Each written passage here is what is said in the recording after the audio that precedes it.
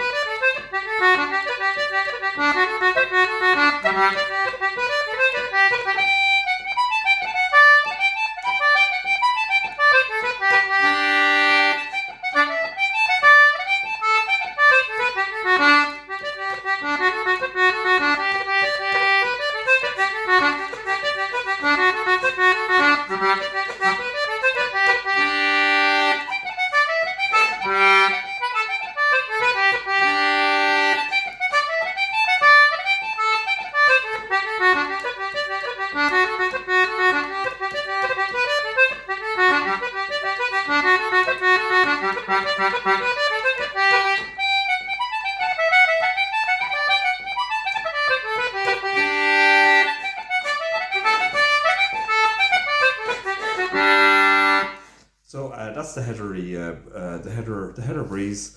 Great reel, and its notes are widely available on the internet, so it should be easy enough to pick up. I'm going to slow down the tune a good bit, and I'm also going to talk a little bit about ornamentation.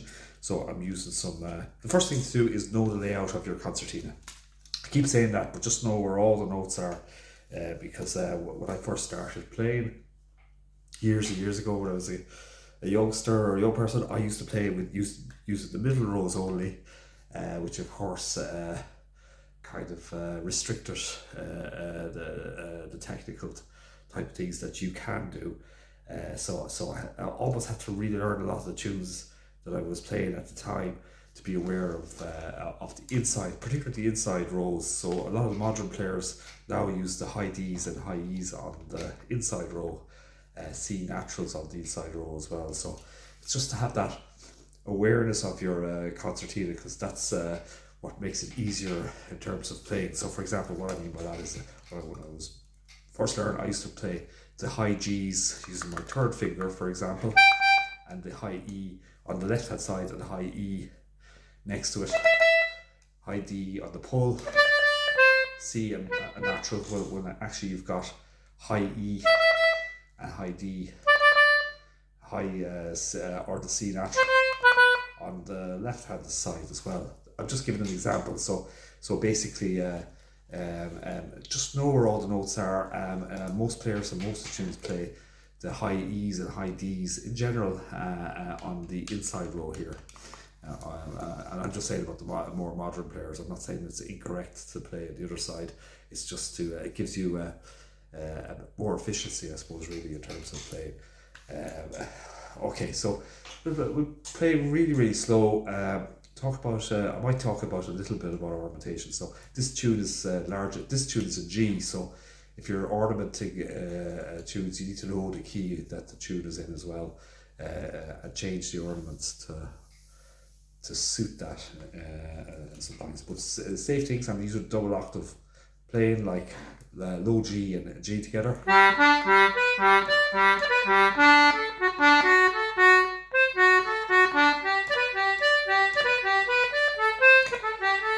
So that's the first part. So I'll play it really slow.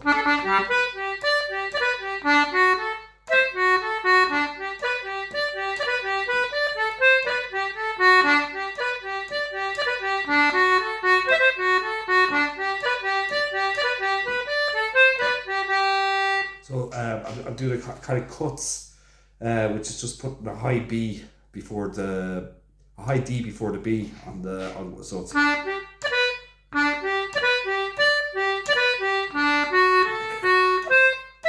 a high E cut before the C natural.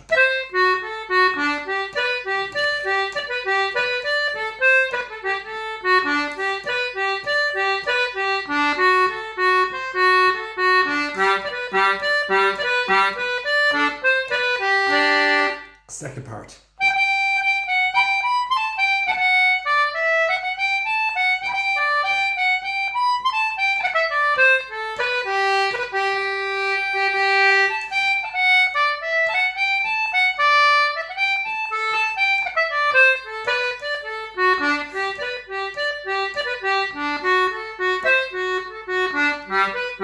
So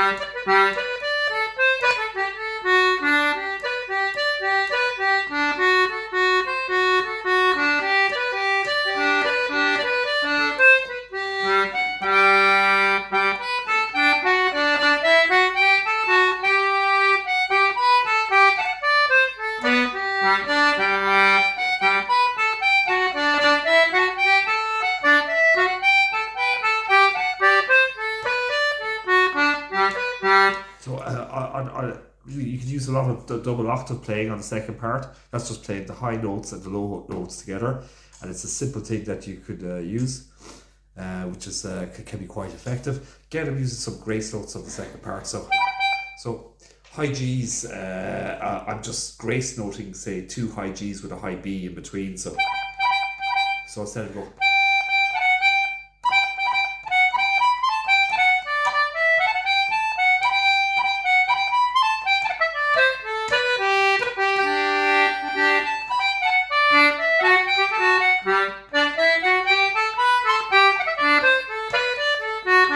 There's a kind of a triplet things going on as well. So a lot of the ornamentation is just there to vary the tunes slightly so that you're not playing it the same way all the time.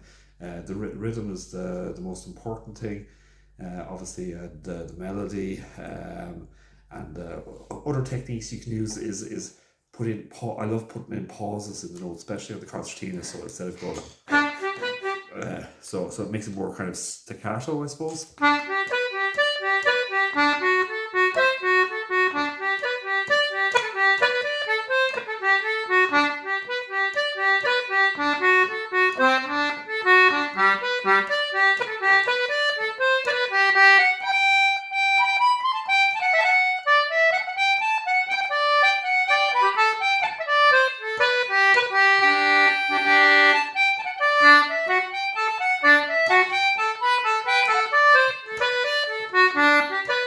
So it's a lovely tune, and it actually suits the concertina quite well.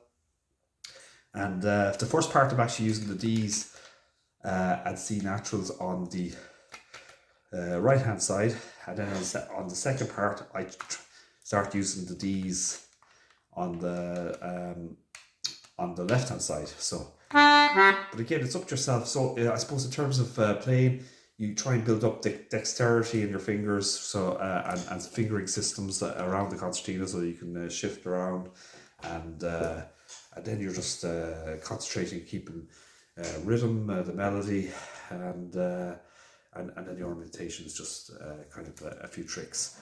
So other tricks you can do, you can draw out notes like.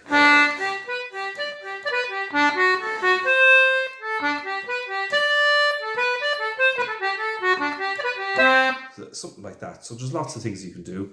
You can put in stops. I'm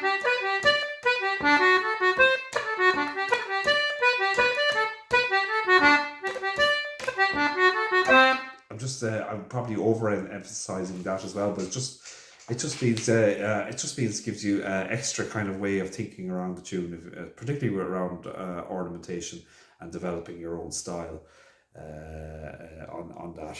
And there's so much you can do, and almost like, develop your own style. So another thing is listen as much. Nowadays with YouTube, there's so much music available there, so many different players, different instruments.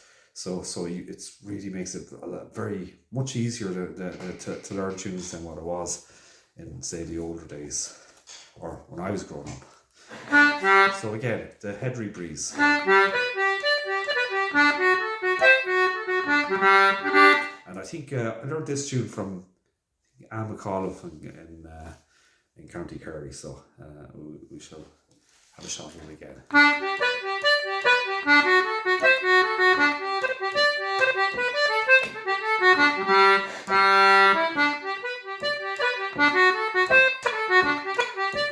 So played very, very slowly. So a lot of time in Irish music workshops, you play tunes very, very slowly, and you kind of try and learn up by listening. The notes are available on internet, or nowadays now as well, in ABC form and musical notation. So anyone who needs that, it's there. So again, play very, very slowly again.